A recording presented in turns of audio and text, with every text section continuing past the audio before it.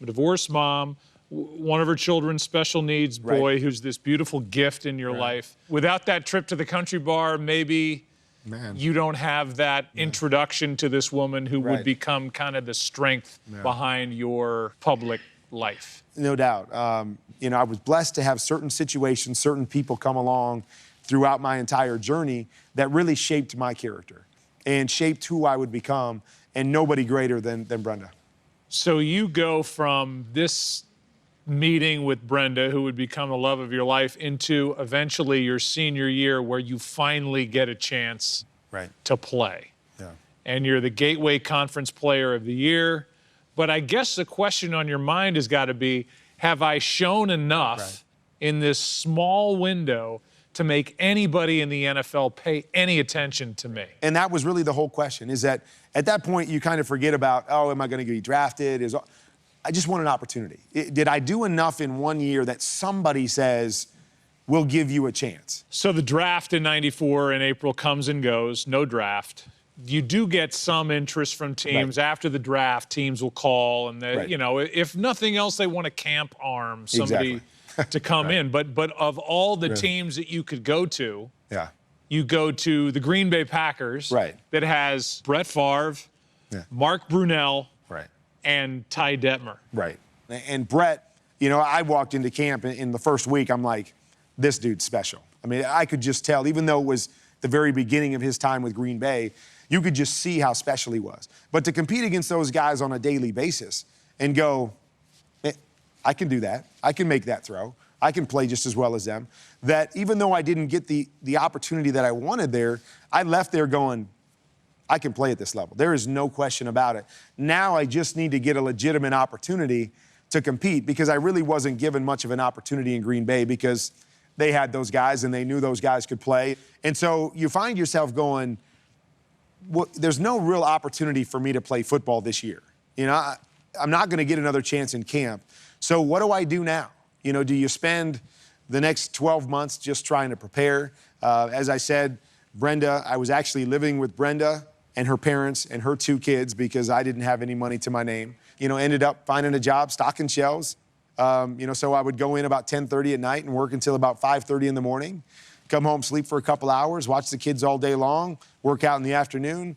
Brenda and I would have a little dinner together and then back to work again. So that was the life. And so there's eating on food stamps. Yeah, she was, from food stamps from before, and me making $5.50 an hour. You know, but throughout all of this, Kurt, you're thinking, still, I just need my shot.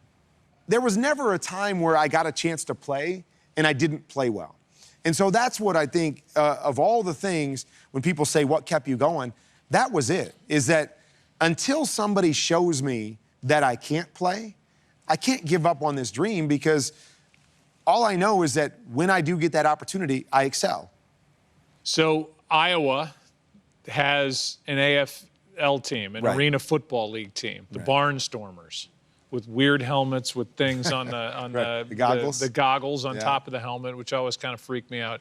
But you get an opportunity to play with them. Was that a come down for you? Well, huge. I mean, you know, in the back of my mind, I'm thinking, I am so much better than arena football. You know, while I'm working for $5.50 an hour in a grocery store, I'm thinking to myself, I'm so much better than arena football. You know, and of course, the first thing I asked was, how much do you make? And at that time, you made $800 a game. And you got $1,000 if you won.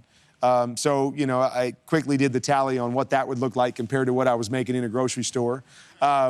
And so I decided to give it a shot. It's a crazy game. It is a crazy game. Guys are flying all over the place. It's on this small little field, and everything's just crammed down. That was kill curse. Yeah, well, it's so funny because with all that crazy stuff, I fell in love with the game again. Is that I had a bunch of guys that didn't care how much money they made, you know, didn't care what the accommodations were, probably were never going to play in the NFL, or, you know, if they still had that dream, was unlikely like me, but they just loved playing football. And you were really good at this particular brand of football because it was your calling card in the NFL, was your toughness. I mean, there's not a teammate I could talk to that wouldn't say, he was one of the toughest guys on our team. That's where that comes from. Had I made it with Green Bay, would I ever have been the same quarterback that I was after playing arena football? You know, funny story with Brett Favre, as you mentioned, he was just getting his start with Green Bay. From the time I was in camp in 1994 until the day I retired in 2009, Brett Favre did not miss a single start in the National Football League. Not a single start. So had I made the team there, who knows when I would have gotten my first snap in the National Football League. Instead, I get cut, and I probably go play more football in the next 4-year period than anybody in any football game ever. So I got a chance to become a quarterback. At 1 year in college, there's no way I would have been the same guy. And so we always talk about things happen for a reason and how it works out. Without question, that time in arena football made me so much better as a quarterback. And that's kind of the means to an end for you getting to the NFL. Yeah. And a potential tryout with the Chicago Bears. Okay, well, the story goes is that in arena football, one of the other coaches on one of the other teams was making calls to try to get me out of the league. And so he was familiar with the general manager of the Bears at the time. So they called, and of course, I had been waiting 3 years for an NFL tryout. So they called, and I was like, when and where? I'm in. And after they called me, I ran and told my wife, I'm like, next Friday, I'm going to Chicago for a tryout with the Bears. And she kind of just looked at me, you know, funny. And I'm like, why are you not excited for me? And she goes, well, because we're getting married on Saturday. You're not going to Chicago the day before our wedding. Okay, we got plans. And I was like, because I forgot all about it. The Bears called. I'm in. This is my chance. You're nothing if not honest. Exactly. I forgot all about it. So I had to call the Bears back, and I'm like, okay, I can't do it. I'm getting married on Saturday. But any other day, I'm in. So we worked it out for the next week. So I came back and I told my wife, I'm like, all right, we're good for next weekend. We'll get married. My tryout's the following week. She gave me the look again. I'm like, what now? She goes, our honeymoon. We're going to Jamaica the following week. Okay, called the Bears back again.